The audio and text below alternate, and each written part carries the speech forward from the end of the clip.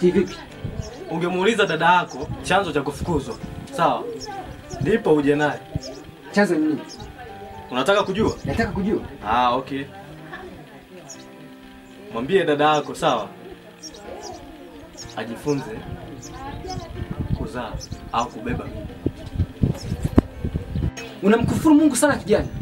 Yaani kwa jinsi wewe mpaki barakasheni kadhani kwamba unajielewa na unaofahamu. Hivi masuala kubeba mimba ni mipango yake au ni mipango ya Mungu? Sikiliza nikwambie. Inaonekana wewe ni mgumu sana kuelewa.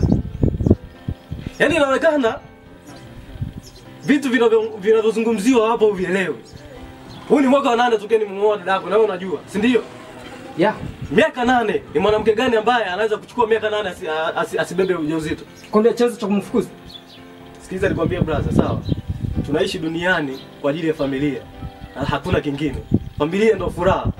Kwa hiyo unapokuja hapa unajidai unakuja juu. Angalia. Nisikilize nikwambie, haijaishi umeishi naye miaka mingapi, lakini nasema hivi, mdogo wangu umemchezea miaka 8, kila siku nalala naye, unamgeuza unafanyaje? Alafu saizi from nowhere hazai afanyaje? Unaona unajua kama unazaa. Sikiliza nikwambie, sawa? Hivi nimemchezea au tumechezeana? Mmechezeana, wewe ndio umemchezea. Sikiliza. Umemharibu msichana wake. Nasema hivi, leo umeniweza, lakini sasa tambua hiki kitu ni kitu kibaya. Na hii namba ni namba tasa haigaindi kwa mbili.